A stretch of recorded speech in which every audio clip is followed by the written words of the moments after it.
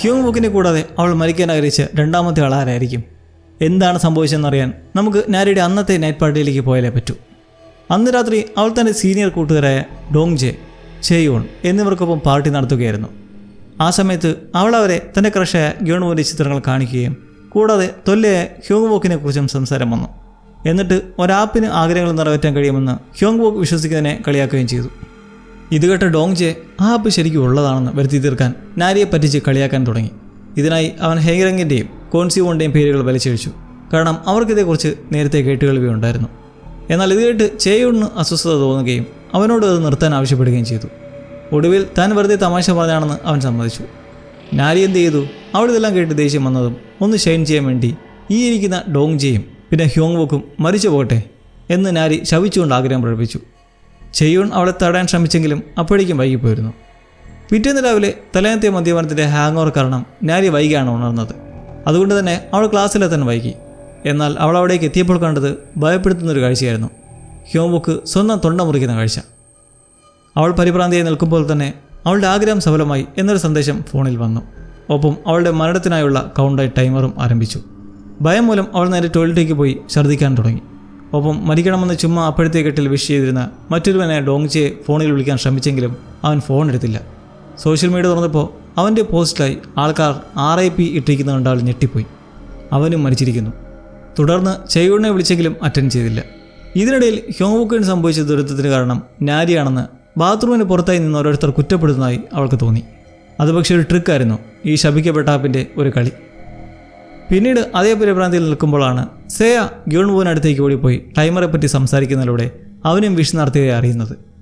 ഇതിന് പിന്നാലെ നടന്ന ചർച്ചയിലായിരുന്നില്ലേ അവൾ സേയുമായി വഴക്കിട്ടത്. ആപ്പാണ് എല്ലാത്തിനും കാരണമെന്നും അവർക്ക് ഗ്യോൺവുവിനെ രക്ഷിക്കാൻ ഒരുമിച്ച് കൂടണമെന്നും പ്ലാൻ ചെയ്ത് നിൽക്കെ അവിടെ വെച്ച് നാരി ഒരു കാര്യം ശ്രദ്ധിച്ചു. അവളുടെ കുറച്ച് മുന്നേ ഓടിത്തുടങ്ങിയ ആ ടൈമർ ഇപ്പോൾ ഓടുന്നില്ല, അത് സ്റ്റോപ്പായിരിക്കുന്നു. ഇതെന്ത് പറ്റിയെന്ന് കൺഫ്യൂഷനായി. തുടർന്ന് സേയുടെ വീട്ടിലേക്ക് പോകും മുന്നേ നാരി ചേയുവിൻ്റെ വീട്ടിൽ കയറി ഫോൺ എടുക്കാതിരുന്നതിന് അവളെ ആക്രമിച്ചു. അവിടെ വെച്ച് ചേയുൺ ഒരു കാര്യം സമ്മതിച്ചു. മുമ്പ് ദുരൂഹമായി മരണപ്പെട്ട ഹെയ്റങ്ങിൻ്റെയും കോൺസിവോണിൻ്റെയും മരണത്തിന് പിന്നിൽ ഈ ആപ്പാണെന്ന് ഒരു കിംവദന്തി ഉണ്ടായിരുന്നു. എന്നാൽ അന്ന് ഇതുപോലെ ടൈമറൊന്നുമില്ലായിരുന്നു. ഈ ഒരു ആപ്പ് അതിൻ്റെ പുതിയ പതിപ്പാണെന്നും അറിയിക്കുന്നു. അവളുടെ അഭിപ്രായത്തിൽ കോൺസിവോൺ ഹെയ്റങ്ങിനെ ഭീഷണിപ്പെടുത്താനും ഉപദ്രവിക്കാനും വേണ്ടിയാണ് ഈ ആപ്പ് ആദ്യം ഉണ്ടാക്കിയത്. അങ്ങനെ സേയുടെ വീട്ടിലെത്തിയപ്പോൾ കൂട്ടുകാർ ആപ്പ് പ്രവർത്തനരഹിതമാക്കാനും ഗ്യോൺവുവിനെ രക്ഷിക്കാൻ ശ്രമിക്കുന്നത് നാരി നോക്കി നിന്നു.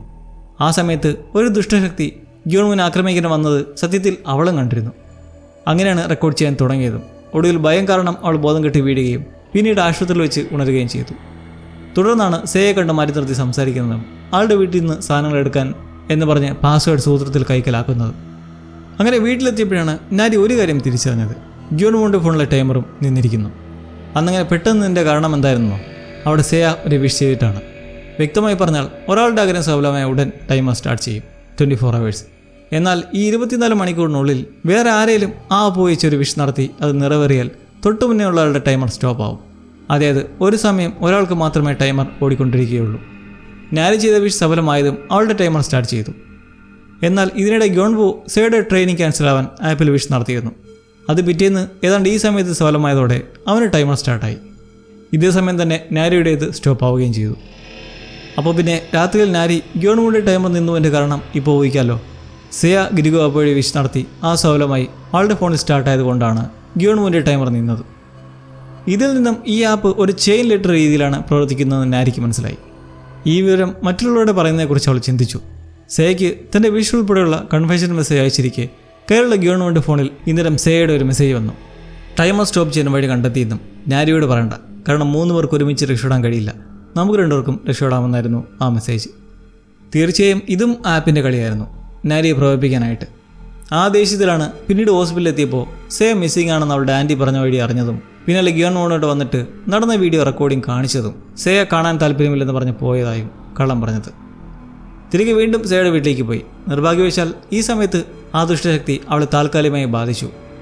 ഒരു ചുവന്ന നൂൽ നമ്മൾ മുന്നേ കണ്ട പോലെ അതിൻ്റെ ഒരു അംശം അത് അവളിലേക്ക് കയറി ബാധിച്ചു. ഗ്യോൺവു അവളെ വീട്ടിൽ കണ്ടെത്തുമ്പോൾ അവൾ പൂർണ്ണമായും ദുഷ്ടശക്തിയുടെ നിയന്ത്രണത്തിലായിരുന്നു. അവളുടെ ഫോണിലുള്ള തൻ്റെ അപകടത്തിൻ്റെ വീഡിയോ കാണിക്കാൻ അവൻ വീണ്ടും ആവശ്യപ്പെടുകയും പിന്നാലെ അവൻ ഓർത്തെടുത്ത് വെച്ച് ആ പ്രയത്നത്തിന് തങ്ങളുടെ അതേ സ്കൂൾ യൂണിഫോം ആയിരുന്നു എന്ന് പറഞ്ഞു. മുഖത്തിലായി വലതുവശത്തുള്ള ഒരു വലിയ മുറിവ് എന്ന ഓപ്ഷൻ വെച്ചിട്ട് സ്കൂളിലെ ക്ലിനിക്കിൽ അതിക്രമിച്ച് കയറി റെക്കോർഡിങ്സ് പരിശോധിച്ച് അതാരെന്ന് കണ്ടെത്താൻ ഒരു പ്ലാൻ ഇട്ടു. അങ്ങനെയാണ് ഇരുവരും രാത്രി സ്കൂൾ കോമ്പൗണ്ടിലേക്ക് എത്തുന്നത്.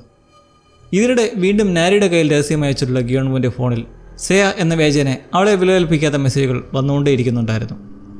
അങ്ങനെ വൈകാതെ ഇരുവരും നഴ്സിൻ്റെ ഓഫീസിലേക്ക് അതിക്രമിച്ച് കയറുകയും കുറേ തപ്പി മുറിവിൻ്റെ ഡീറ്റെയിൽ വെച്ച് കോൺസി വോണിൻ്റെ മെഡിക്കൽ റിപ്പോർട്ട് കണ്ടെത്തുകയും ചെയ്തു. കാരണം അവളുടെ റിപ്പോർട്ടിലായിരുന്നു ഇങ്ങനെയൊരു മുറിവുണ്ടായിരുന്നത്. അവിടെ വെച്ച് അവൻ അവളോട് അവളും ആ ദുഷ്ടശക്തിയെ കണ്ടിട്ടുണ്ടല്ലേ എന്ന് ചോദിച്ചു. കോൺസി വോണിൻ്റെ മുഖത്തെ ആഴത്തിലുള്ള മുറിവ് അവൾ കണ്ടിട്ടുണ്ടെന്ന് അവന് മനസ്സിലായിരുന്നു. മുന്നേ വീഡിയോ രണ്ടാമത് കണ്ടതിൽ വെച്ച് അവളുടെ റിയാക്ഷൻ കണ്ടിട്ട്. നാരി എന്തോ മറച്ചു വയ്ക്കുന്നുണ്ടെന്നുള്ളത് പുറത്തു വന്ന് സംസാരമായി. ഗിയോൺവു ഇതറിയാൻ വേണ്ടി വഴക്കിട്ട് നിൽക്കെ തന്നെ ചതച്ച് സ്കൂളിലേക്ക് കൊണ്ടുവന്നതാണെന്ന് ആരോപിച്ച് അവൾ ബഹളം വയ്ക്കാൻ തുടങ്ങി. അവിടെ നിന്നൊരു കത്രിയെടുത്ത് പ്രതിരോധിക്കാനും തുടങ്ങി. വൈകാതെ അവൾ സെയ ഗിയോൺവുവിനെ രക്ഷിക്കാൻ വിഷ് നടത്തിയവരും തുറന്നു പറഞ്ഞു.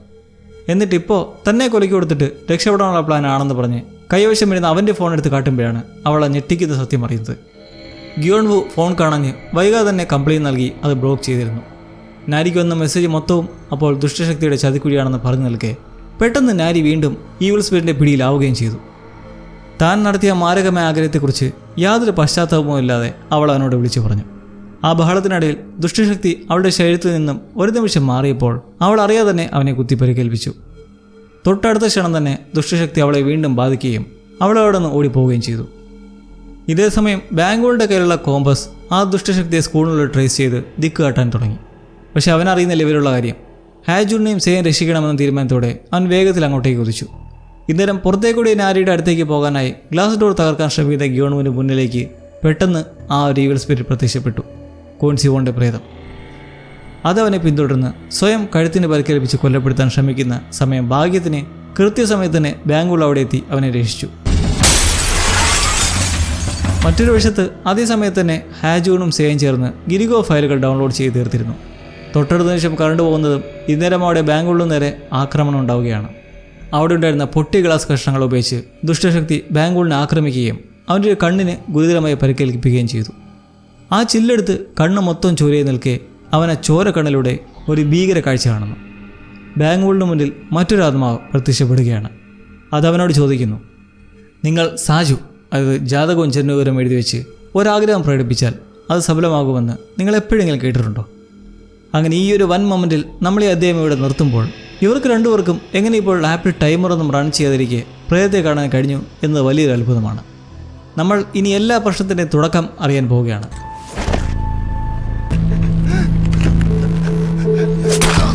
നമുക്ക് ആ സമയത്തേക്ക് പോവാം. ചെയ്യാൻ മുമ്പ് പറഞ്ഞതുപോലെ ഈ കഥയിലെ എല്ലാ കുഴപ്പങ്ങളും ശാപങ്ങളും ആരംഭിക്കുന്നത് ഹീറങ്ങും സീവോണും തമ്മിലുള്ള ബന്ധത്തിൽ നിന്നാണ്. ആ ഒരു ഫ്ലാഷ് ബാക്ക് തുടങ്ങുന്നത് ദോഹീറങ് കോൺസി വോണിനെ തിരക്കി അവളുടെ വീട്ടിലേക്ക് ചെല്ലുന്നതോടെ. സീവോണിൻ്റെ അമ്മയായ ഒബ്സൂൺ ഒരു മന്ത്രവാദിനെയാണ്, ഷാമൻ. ഹെയ്റങ്ങിനെ കണ്ടയുടനെ ഒബ്സൂൻ ഒരു കാര്യം ശ്രദ്ധിച്ചു. അത് ഒരു ശാപമേറ്റ് മുള്ളു തറച്ചിരിക്കുകയാണെന്ന് പറഞ്ഞ് ഒബ്സൂൻ തൻ്റെ മന്ത്രശക്തിയും ആത്മീയ കഴിവുകളും ഉപയോഗിച്ച് ആ കണ്ണ് സുഖപ്പെടുത്തുന്നു. തൻ്റെ അമ്മയിൽ നിന്ന് എപ്പോഴും അകന്നു നിൽക്കണമെന്ന് കോൺസി വോൺ ഹെയ്റങ്ങിന് പലതവണ താക്കി നൽകിയിട്ടുള്ളതായിരുന്നു. എങ്കിലും അവർ തന്നെ അത്ഭുതകരമായി സഹായിച്ചപ്പോൾ ഹെയ്റങ്ങിന് അവരുടെ വലിയ ബഹുമാനവും അതോടൊപ്പം അവരുടെ മന്ത്രവാദ കാര്യങ്ങളുടെ കൗതുകവും തോന്നി. ശരിക്കും പറഞ്ഞാൽ സിവോൺ തൻ്റെ സ്വന്തം അമ്മയിൽ നിന്ന് രക്ഷപ്പെടാൻ വേണ്ടി വീട്ടിൽ നിന്ന് ഒളിച്ചോടി വരെ പോയിരുന്നു. തൻ്റെ അമ്മയുടെ അമിതമായ മദ്യപാനവും ഈ മന്ത്രവാദ ജോലിയുമാണ് തൻ്റെ അച്ഛൻ്റെ മരണത്തിന് കാരണമായതെന്ന് സിവോൺ ശക്തമായി വിശ്വസിച്ചിരുന്നു. അതുകൊണ്ട് തന്നെ ഹെയ്റങ് അവരുടെ വീട്ടിൽ പോയെന്നും അമ്മയെ കണ്ടെന്നും പറഞ്ഞപ്പോൾ സിവോണിന് അതൊട്ടും ഇഷ്ടപ്പെട്ടില്ല. അവൾക്ക് ദേഷ്യം വന്നു. അവർ രണ്ടുപേരും കൂടി തങ്ങളുടെ രഹസ്യ താവളത്തിൽ നിന്ന് സ്കൂളിലേക്ക് പോകുന്ന വഴിയിൽ ഒരു ബസ് മിസ്സായി. കാരണം മറ്റൊന്നുമല്ല, ഹെയ്റങ്ങിന് സ്കൂളിലെ ഗീറ്റെ എന്ന പയ്യനോട് വലിയൊരു പ്രണയമുണ്ടായിരുന്നു, ക്രഷ്. അവനോടൊപ്പം ഒരേ ബസ്സിൽ യാത്ര ചെയ്യാൻ അവൾക്ക് നാണവും പേടിയും തോന്നിയതുകൊണ്ട് അവൾ മടിച്ചു നിന്നതുകൊണ്ട് അങ്ങനെ അവർക്ക് ആ ബസ് നഷ്ടമായി. അങ്ങനെ ഈ ഒരു സമയത്ത് സീവോൺ ഹെയ്റങ്ങിനോട് ഡീൽ വെച്ചു. നിൻ്റെ ഈ പ്രണയ രഹസ്യം ഞാൻ ആരോടും പറയാൻ സൂക്ഷിക്കാം, പകരം എൻ്റെ രഹസ്യം നീയും ആരോടും പറയരുത്. താനൊരു മന്ത്രവാദിനിയുടെ മകളാണെന്ന കാര്യം സ്കൂളിൽ ആരും അറിയരുതെന്ന് സീവോണ് നിർബന്ധമുണ്ടായിരുന്നു. സ്കൂളിലെത്തിയപ്പോൾ ഹെയ്റങ് തനിക്ക് കോഡിംഗ് ക്ലബ്ബിൽ ചേരാൻ താല്പര്യമുണ്ടെന്ന് സീവോണിനോട് പറഞ്ഞു. എന്നാൽ അവളത് പ്രോത്സാഹിപ്പിച്ചില്ല. ഹെയ്റങ്ങിന് അതിനുള്ള കഴിവില്ലെന്ന രീതിയിൽ അവളതിൽ നിന്ന് പിന്തിരിപ്പിക്കാൻ നോക്കി. ആ സമയത്താണ് ഹീജൻ എന്ന പെൺകുട്ടി സീവോണിൻ്റെ അരികിലേക്ക് വരുന്നത്. ഒരു പുതിയ ആപ്പ് നിർമ്മിക്കുന്ന ആപ്പ് കോൺടെസ്റ്റിൽ പങ്കെടുക്കാൻ വേണ്ടി തന്നോടും ഗീറ്റെ, ഡോങ്ജെ എന്നിവരോടൊപ്പം ഒരു ടീമാകാൻ ഹീജൻ സീവോണിനെ ക്ഷണിച്ചു. ആപ്പ് നിർമ്മാണവുമായി ബന്ധപ്പെട്ട് സീവോൺ തൻ്റെ പുതിയ കോഡിംഗ് കൂട്ടുകാരോടൊപ്പം കൂടുതൽ സമയം ചെലവഴിക്കാൻ തുടങ്ങി. ഇതോടെ ഹെയ്റങ്ങിന് താൻ ഒറ്റപ്പെടുന്ന പോലെ തോന്നി. ഈ സമയത്ത് സീവോൺ തൻ്റെ കൂട്ടുകാരോട് ഒരു കള്ളം പറഞ്ഞു. ഹെയ്റങ് ആണ് ആ മന്ത്രവാദിനിയുടെ വിചിത്ര സ്വഭാവമുള്ള മകൾ എന്ന രീതിയിലാണ് സിവോൺ അവരോട് സംസാരിച്ചത്. താനാണ് ആ മകൾ എന്ന കാര്യം ഒളിക്കാൻ അവൾ ഹെയ്റങ്ങിനെ കരുവാക്കുകയായിരുന്നു. ഇതിനിടയിൽ ആ മന്ത്രവാദിനിയുടെ കഥകളിൽ നിന്ന് പ്രചോദനം ഉൾക്കൊണ്ട് മനുഷ്യരുടെ ആഗ്രഹങ്ങൾ സാധിച്ചു കൊടുക്കുന്ന ഒരു ആപ്പ് ഉണ്ടാക്കിയാലോ എന്ന് ഡോങ്ജെ നിർദ്ദേശിച്ചു. അങ്ങനെ ഈ ആപ്പിൻ്റെ കോഡിങ്ങും ബാക്കി ഭൂരിഭാഗം ജോലികളും ചെയ്തത് സിവോൺ ഒറ്റയ്ക്കായിരുന്നു. സ്കൂളിന് പുറത്ത് സിവോൺ എപ്പോഴും സ്വന്തം അമ്മയെ കണ്ടില്ലെന്ന് അടിച്ചു കടന്നു. എന്നാൽ ഹെയ്റങ് ആകട്ടെ പലപ്പോഴും ഓപ്സിൻ്റെ മുന്നിൽ ചെന്ന് പെടുകയും ചെയ്തു. ഒടുവിൽ അവർ മദ്യപിച്ച് റോഡിൽ കിടക്കുന്നത് കണ്ട് ഹെയ്റങ് അവരെയും കൊണ്ട് വീട്ടിലേക്ക് പോയി. അവിടെ വെച്ച് ഓപ്സുൻ തൻ്റെ മന്ത്രവാദ ജീവിതത്തെക്കുറിച്ചും ജന്മന അങ്ങനെയുള്ള കഴിവ് ലഭിച്ചവർക്ക് മാത്രമേ ഇത് ചെയ്യാൻ കഴിയൂ എന്നും ഹെയ്റങ്ങിനോട് വിശദീകരിച്ചു. ഇവർ രണ്ടുപേരും ഒരുമിച്ചിരിക്കുന്നത് കണ്ട് ദേഷ്യത്തോടെയാണ് സിവോൺ അങ്ങോട്ടേക്ക് വന്നത്. ഹെയ്റങ് താൻ ചെയ്ത തെറ്റിന് പരമാവധി മാപ്പ് ചോദിച്ചെങ്കിലും സിവോൺ അത് കേൾക്കാൻ തയ്യാറായില്ല. ഹെയ്റങ് തന്നെ ചതിക്കുകയാണെന്നും ഭാവിയിൽ ബ്ലാക്ക്മെയിൽ ചെയ്യാൻ വേണ്ടിയാണ് തൻ്റെ കുടുംബ രഹസ്യങ്ങൾ ചോർത്തുന്നതെന്നും സിവോൺ സംശയിച്ചു. പിന്നീട് അവിടെ രഹസ്യ താവളത്തിൽ വെച്ച് സിവോൺ ഹെയ്റങ്ങിനോട് ക്ഷമിക്കുകയും താൻ ഉണ്ടാക്കുന്ന പുതിയ ആപ്പിൻ്റെ കോഡിനെ കുറിച്ച് പറയുകയും ചെയ്തു. തൻ്റെ അമ്മ മരിച്ചു പോകാൻ വേണ്ടി ഈ ആപ്പിൽ സാജു പരമ്പരാഗത ജ്യോതിഷ രീതി അതുവഴി ഒരാഗ്രഹം സമർപ്പിക്കാൻ തനിക്ക് തോന്നുന്നുണ്ടെന്ന് സിവോൺ പറഞ്ഞു. കൂട്ടത്തിൽ അവൾ ഹെയ്റങ്ങിനോട് ചോദിച്ചു, നിനക്കെന്താണ് ആഗ്രഹമുള്ളത്? ഗീറ്റെ എന്നെ പ്രണയിക്കണം എന്നാണ് തൻ്റെ ആഗ്രഹമെന്ന് ഹെയ്റങ് തുറന്നു പറഞ്ഞു. ഈ ആപ്പ് ശരിയായി പ്രവർത്തിക്കുന്നുണ്ടോ എന്ന് പരീക്ഷിക്കാൻ വേണ്ടി സിവോൺ ഹെയ്റങ്ങിനെ നിർബന്ധിച്ചു. ഗീറ്റെ തന്നോട് പ്രണയത്തിലാകണമെന്ന് ഹെയ്റങ് മനസ്സിൽ തട്ടി ആഗ്രഹിക്കുന്ന ഒരു വീഡിയോ സിവോൺ റെക്കോർഡ് ചെയ്യിപ്പിച്ചു. അന്ന് രാത്രി സിവോൺ തൻ്റെ അമ്മയെക്കുറിച്ചുള്ള കൂടുതൽ സങ്കടങ്ങൾ ഹെയ്റങ്ങുമായി പങ്കുവയ്ക്കുകയും ചെയ്തിരുന്നു. അങ്ങനെ അടുത്ത ദിവസം എല്ലാം കഴിഞ്ഞ് താവളത്തിലേക്ക് പോകുന്ന വഴിയിൽ സിവോണിൻ്റെ അമ്മ ഓപ്സുൻ ഒരു വഴി കച്ചവടക്കാരിയുമായി മദ്യത്തിനു വേണ്ടി തെരുവിൽ കിടന്ന് വഴക്കടിക്കുന്നവർ കണ്ടു. ഇത് കണ്ട് നാണം കെട്ട അവൾ അവിടെ നിന്ന് മുഖം തിരിച്ചോടിപ്പോയി. വലിയ ദേഷ്യത്തോടെ വീട്ടിലെത്തിയ അവൾ അമ്മ മന്ത്രവാദത്തിനെ ഒരുക്കി വെച്ചിരുന്ന എല്ലാ പൂജാപീഠങ്ങളും ദൈവതുല്യമായ വിഗ്രഹങ്ങളും തല്ലി തകർത്തു. സിവോൺ വീട്ടിൽ നിന്ന് ഇറങ്ങിപ്പോകുന്നത് അമ്മ ഓപ്സുൻ കണ്ടിരുന്നു.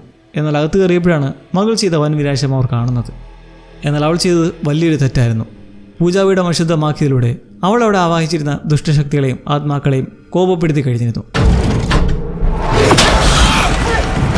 മകളുടെ ജീവൻ അപകടത്തിലാണെന്ന് മനസ്സിലാക്കിയ ഓപ്സുൻ അവളുടെ ആയുസ് നിലനിർത്താൻ വേണ്ടി തുടർച്ചയായി പല മന്ത്രവാദ ക്രിയകളും ആചാരങ്ങളും ചെയ്യാൻ തുടങ്ങി. ആ ക്രിയകൾ വിജയിക്കുകയും സിവോണിൻ്റെ ജീവൻ രക്ഷപ്പെടുകയും ചെയ്തു. എന്നാൽ ആ പ്രാർത്ഥനകൾക്കായി സ്വന്തം ചോരയും ജീവൻ നൽകേണ്ടി വന്നതിനാൽ ഓപ്സുൻ ചോര ഒലിപ്പിച്ചുകൊണ്ട് അതീവ ഗുരുതരാവസ്ഥയിലായി. അടുത്ത ദിവസം രാവിലെ സിവോൺ വീട്ടിൽ കാണുമെന്ന് കരുതി ഹെയ്റങ് അവളുടെ വീട്ടിലേക്കെത്തി. അവിടെ വീടിൻ്റെ പിന്നാമ്പുറത്ത് ചോരയിൽ കുളിച്ച് മന്ത്രവാദം ചെയ്യുന്ന ഓപ്സുനെയാണ് അവൾ കണ്ടത്. സിവോൻ്റെ യൂണിഫോമും ഫോട്ടോയുമൊക്കെ കുഴിച്ചിടുകയായിരുന്നു. അപ്പോൾ മരിക്കാറായ അമ്മ ഹെയ്റങ്ങിനോട് കരഞ്ഞു അയച്ചു. സിവോൺ അറിയാതെ തൻ്റെ കയ്യിലിപ്പുള്ള ഈ മന്ത്രം ജപിച്ച വസ്തു അത് അവളറിയാതെ അവളുടെ ബാഗിൽ എങ്ങനെയെങ്കിലും ഇട്ട് കൊടുക്കണം. മകളുടെ ജീവൻ രക്ഷിക്കാൻ ഇതല്ലാതെ വേറെ വഴിയില്ല. ഹെയ്റങ് ആദ്യമൊന്നും മടിച്ചെങ്കിലും സിവോണിൻ്റെ ജീവൻ രക്ഷിക്കാൻ വേണ്ടി ആ രക്ഷ അവളുടെ ബാഗിൽ വയ്ക്കാൻ തീരുമാനിച്ചു. എന്നാൽ ഹെയ്റങ് അത് ചെയ്യാൻ തുടങ്ങുമ്പോൾ സിവോണും കൂട്ടുകാരി ഹീജിനും അങ്ങോട്ടേക്ക് കയറി വന്നു. പിന്നെ പറയണ്ടല്ലോ, ഹെയ്റങ് തന്നെ മന്ത്രവാദം ചെയ്യിക്കുകയാണെന്ന് തെറ്റിദ്ധരിച്ച സിവോൺ കടുത്ത ദേഷ്യത്തോടെ അവളുടെ കരണത്തടിച്ചു. ആ മാന്ത്രിക വസ്തു അവൾ വലിച്ചേറി എറിഞ്ഞു. ഇനിമേൽ തങ്ങൾ തമ്മിൽ യാതൊരു ബന്ധവുമില്ലെന്ന് പറഞ്ഞ് അവൾ ഹെയ്റങ്ങിനെ എന്നേക്കുമായി ഉപേക്ഷിച്ചു. ഈ വഴക്കുകൊണ്ട് പേടിച്ചുപോയ ഹീജിൻ സ്കൂളിലെ മറ്റുള്ളവരോട് ഈ വിവരം പറഞ്ഞു. അവിടെ വെച്ച് ഡോങ്ജിയും മറ്റുള്ളവരും സിവോണിനെയും ഹെയ്റങ്ങിനെ കുറിച്ച് മോശമായി സംസാരിക്കുന്നത് സിവോൺ ഒളിച്ചു ചേർക്കാനിടയായി. അപ്പോൾ സിവോണാണോ ആ മന്ത്രവാദിനിയുടെ യഥാർത്ഥ മകൾ എന്നൊക്കെ ഡോങ്ജെ ചോദിച്ചത് അവളെ വല്ലാതെ മുറിവേൽപ്പിച്ചു. നിയന്ത്രണം വിട്ട സിവോൺ മുറിയിലേക്ക് ഇരിച്ചു കയറി താൻ നിർമ്മിച്ച് പൂർത്തിയാക്കിയിട്ടുള്ള ആപ്പ് അവർക്ക് കാണിച്ചു കൊടുത്തു. ഈ ആപ്പ് ഉണ്ടാക്കാൻ ഗീറ്റ ഉൾപ്പെടെ ആരും ഒരു സഹായം ചെയ്തിട്ടില്ലെന്ന് അവൾ ഓർമ്മിപ്പിച്ചു. അതിന് പകരമായി അവൾ ഗീറ്റയോട് ഒരു ക്രൂരമായ സഹായം ആവശ്യപ്പെട്ടു. ആ ആപ്പ് ഉപയോഗിച്ച് ഹെയ്റങ്ങിന് ഗീറ്റയോടുള്ള പ്രണയത്തിൻ്റെ ആ ഒരു വീഡിയോ അവൾ സ്കൂളിൽ പരസ്യമാക്കി. അത്രയും പോരാഞ്ഞ് ഗീറ്റയെ കൊണ്ട് എല്ലാവരുടെയും മുന്നിൽ വെച്ച് ഹെയ്റങ്ങിനെ അപമാനിക്കുകയും ക്രൂരമായി മർദ്ദിപ്പിക്കുകയും ചെയ്തു. ഈ പരസ്യമായ അപമാനവും ചതിയും ഹെയ്റങ്ങിന് താങ്ങാൻ കഴിയുന്നതിലും അപ്പുറമായിരുന്നു. അവൾ പ്രതികാരത്തിനായി ഉറച്ചു. ഓപ്സുൻ തനിക്ക് പറഞ്ഞെന്ന മന്ത്രവിദ്യകൾ അവൾ ഓർത്തെടുത്തു. മുൻപൊരിക്കൽ സമ്മാനമായി തന്ന ഒരു മന്ത്രപ്പാവ, അതിൽ ഗീറ്റയുടെയും സിവോണിൻ്റെയും വ്യക്തിപരമായ സാധനങ്ങൾ, അവളുടെ മുടിയും അവൻ്റെ നെയിം ടാഗും ഒപ്പിച്ച് ദ്യോൽമി എന്ന് പറയുന്ന ഒരു മന്ത്രവാദ ശാപപ്പാവ നിർമ്മിച്ചു. അതിനുശേഷം അവൾ തൻ്റെ കടുത്ത ശാപം ആപ്പിലൂടെ രേഖപ്പെടുത്തി. എൻ്റെ ആഗ്രഹം നീയെല്ലാം മരിക്കണം എന്ന് തുടക്കത്തിൽ നമ്മൾ കണ്ട ആ ശാപം. ഇതും പറഞ്ഞവൾ അവിടെ വെച്ച് കഴുത്ത് മുറിച്ച് സൂയിസൈഡ് ചെയ്യുകയായിരുന്നു. ഇത് ഫലിച്ചു. അവളുടെ ആത്മഹത്യാ വീഡിയോ സെർവറിൽ വന്ന് അത് പലരിലേക്കും എത്താൻ തുടങ്ങിയതോടെ ഗീറ്റെ കോൺസിവോണിനെ വിളിച്ച് പെട്ടെന്ന് തന്നെ വ്യാപിക്കും മുന്നേ നശിപ്പിക്കാൻ ആവശ്യപ്പെട്ടു. ഇത് പറഞ്ഞ് ഫോൺ കട്ട് ചെയ്തതും നടു റോഡിൽ വെച്ച് ഒരു ബാഹ്യശക്തിയുടെ നിയന്ത്രണത്താൽ സ്വയം കഴുത്തെടുത്ത് അതിദാരുണമായി കൊല്ലപ്പെട്ടു. സിവോൺ ആകെ ഭയന്നു പോയി. ഈ ശാപ ആപ്പ് വലിയൊരു ദുരന്തമാണെന്ന് മനസ്സിലാക്കിയവൾ അത് നിർത്താൻ വേണ്ടി സ്കൂൾ മീഡിയ റൂമിലുള്ള മെയിൻ സെർവർ ഓഫാക്കാൻ ഓടിയെത്തി. എന്നാൽ അപ്പോഴേക്കും കാര്യങ്ങളെല്ലാം അവളുടെ കയ്യിൽ നിന്ന് വിട്ടുപോയിരുന്നു. സെർവർ ഓഫ് ചെയ്യാൻ അവൾക്ക് കഴിഞ്ഞില്ല. ആ ശാപത്തിൻ്റെ ശക്തിയാൽ നിയന്ത്രണം നഷ്ടപ്പെട്ട സിവോൺ ആ മീഡിയ റൂമിൽ വെച്ച് ഗീറ്റയെ പോലെ സ്വയം കഴുത്തറുത്ത് ആത്മഹത്യ ചെയ്തു. മരിക്കുന്നതിന് തൊട്ടു മുമ്പ് ആ ദുഷ്ടശക്തിയോട് അവൾ പരമാവധി പോരാടി നോക്കിയിരുന്നു. അതിൻ്റെ ഭാഗമായി അവളുടെ സ്വന്തം മുഖം തന്നെ കീറി മുറിച്ചു. എന്നാൽ രക്ഷയില്ലെന്ന് കണ്ടപ്പോൾ മരിക്കുന്നതിന് തൊട്ടു മുമ്പ് അവളൊരു ശാപം കൂടി ആപ്പിൽ ബാക്കി വെച്ചു. ഹെയറിങ്ങിൻ്റെ ആഗ്രഹം, ആ ശാപം ഇനി എപ്പോഴും ആവർത്തിച്ചുകൊണ്ടേയിരിക്കണം. സിയോണിന് ഹെയറിങ്ങിൽ ഒട്ടും വിശ്വാസമില്ലായിരുന്നു. തൻ്റെ അമ്മ മന്ത്രവാദിനിയാണെന്ന കാര്യം നാട്ടുകാർ അറിയുമോ എന്ന ഭയം അവളെ ഒരു ഭ്രാന്തമായ അവസ്ഥയിലെത്തിച്ചു. അമ്മയെക്കുറിച്ച് ഹെയറിങ്ങിനുണ്ടായിരുന്ന കൗതുകം സിയോണിൻ്റെ ഈ സംശയം ഇരട്ടിക്കുകയേ ചെയ്തുള്ളൂ. അങ്ങനെ സുന്ദരമായി തുടങ്ങേണ്ടിയിരുന്ന ഒരു സൗഹൃദം അസൂയയും വെറുപ്പും കാരണം നശിച്ചുപോയി. അത് വലിയൊരു കഷ്ടമായിപ്പോയി. ഹെയറിങ് ചെയ്തതെല്ലാം നല്ല ഉദ്ദേശത്തോടെ ആയിരുന്നു, സിയോണിൻ്റെ ജീവൻ രക്ഷിക്കാൻ. എന്നാൽ സിയോണാകട്ടെ ആളുടെ ഭാഗം ചിന്തിക്കാൻ കൂട്ടാക്കിയില്ല. ഒടുവിൽ സ്കൂളിൽ വെച്ച് നേരിടേണ്ടി വന്ന പരസ്യമായ അപമാനമാണ് ഹെയറിങ്ങിന് ആത്മഹത്യയിലേക്കും പ്രതികാരത്തിലേക്കും തള്ളിവിട്ടത്. അവിടെ ആ വലിയ ബലിദാനമാണ് ആ ആപ്പിനെ ഒരു വലിയ ശാപമായി മാറ്റിയത്. സിയോണിൻ്റെ കാര്യവും വ്യത്യസ്തമായിരുന്നില്ല. ആ ശാപത്തിൻ്റെ ഫലമായി അവിടെ ഒരു മെയ്ഹങ്, ആ ഭീകര ശാപശക്തി ജനിച്ചു. മരിക്കുന്നതിന് മുമ്പ് സിയോൺ ആ ശാപവലയത്തിൽ ഹെയറിങ്ങിനെ കൂടി തളച്ചിട്ടു.